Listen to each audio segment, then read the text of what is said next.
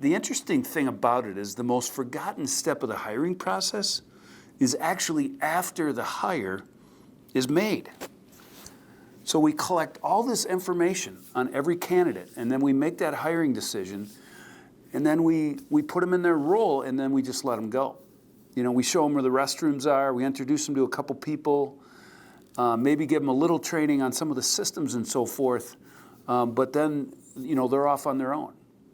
And one of the forgotten step of the hiring process is really taking everything that you've learned in the hiring process and put that first year development plan together. I mean, we know their strengths, we know their blind spots, their weaknesses, we know their growth opportunities. And especially if you're using behavioral science in your interviewing process, I mean, there's 10 to 15 areas of development that you could put together. But the focus of the development plan after the hire is made is what are the 3 to 4 areas of development that will have the greatest impact on our new hire? How do we shorten the ramp up from 4 weeks to 4 weeks from 4 months?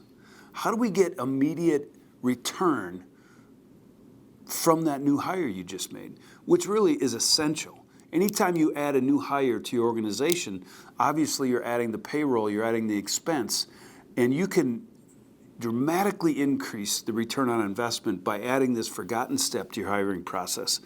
And that's a first-year development plan for your new hire. Now, you know, I'd estimate that you get about 75 to 80% value from the hiring process by making sure we get as much information as we can about each candidate. And again, customized interviewing, behavioral science assessments, what an optimum performer looks like in the role. But by not putting a first year development plan together, I would estimate that organizations are probably leaving about 20 to 25% of value on the table. They're leaving money on the table because they're not accelerating that ramp up of that new team member. And again, one of the essential things in a new hire is to make sure that they perform at the highest level or at high levels as quickly as possible so you get return on that investment. I mean, I think back to my earlier years when I was taking new roles.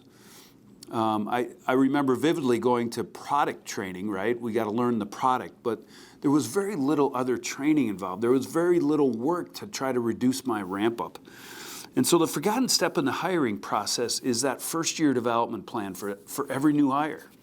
Because you already have the information you need to develop, to put that development plan together.